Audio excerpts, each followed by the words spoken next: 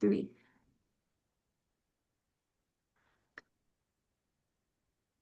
Hello, everyone. My name's Leslie, and this is Laura. And today we're going to be talking about special purpose Hi. acquisitions companies, otherwise known as SPAC.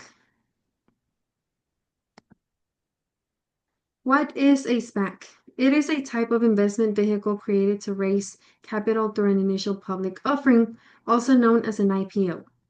The purpose of this is acquiring or merging with an existing private company.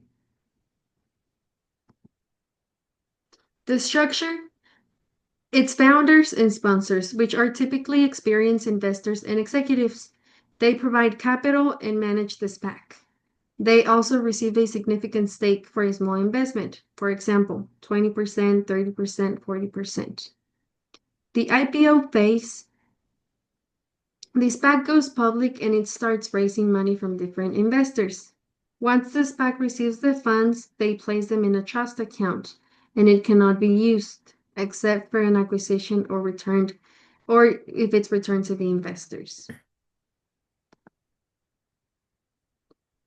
The target search. The SPAC has around 18 to 24 months to find a private company to merge with. If the SPAC does not make a deal with anyone, it has to be liquidated and the funds gathered to have to be returned to the investors. If a deal is found, the investors have to vote on the merger. Once this is approved, the SPAC merges with the company and it becomes publicly traded. In addition, the SPAC investors can choose if they want to stay or get their shares back. Why are SPACs used? It is faster to get to public markets for private companies. There is also less scrutiny than traditional IPO. There is also flexibility in the structure of the deal and valuation. Some of the benefits of SPACs are investors can have potential early access to companies, public listings. They can also get the ability to invest in high growth private companies. They also have a downside protection. So before the merger is completed, investors have the option to redeem their shares at their original IPO price. And since the SPAC shares are publicly traded, they offer liquidity to investors before the merger occurs.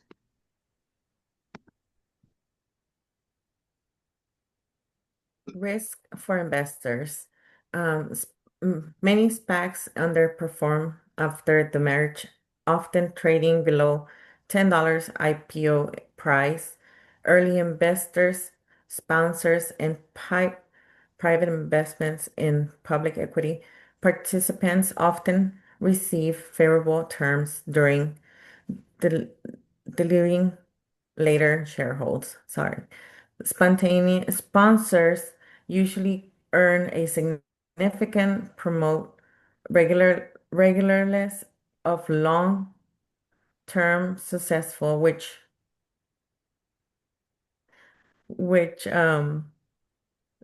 may encourage rushing into poor acquisitions.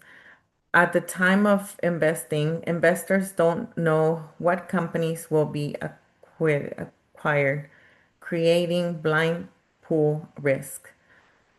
The SEC has increased oversight of SPAC disclosures, which could slow deals or limit profitability.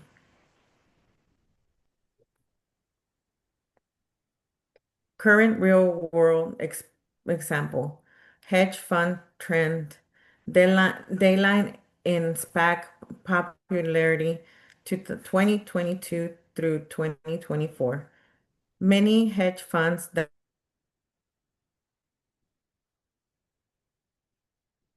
once aggressively traded SPACs, Millennium Management and Magnetar Capital have scaled back because the post-merge performance was weak. By 2024, over 80% of SPACs that merged since 2020 to billions in investor losses. This trend slowly Sorry, this trend shows why the institutional investors are shifting away from SPAC, migrate towards more traditional alternatives like private credit and structured finance.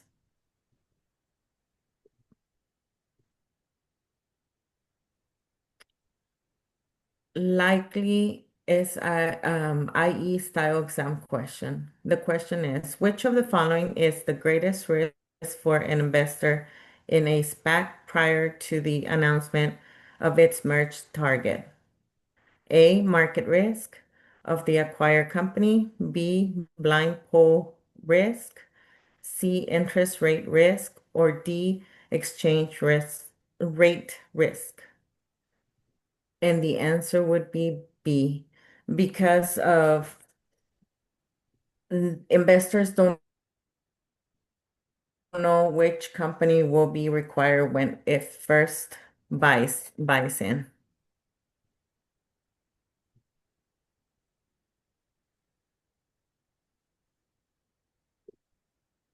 And investing is a journey. SPACs can provide unique opportunities, but they also carry significant risks. Investors must weigh the potential rewards against the history of underperformance and so carefully assess sponsors' alignments before committing. Thank you.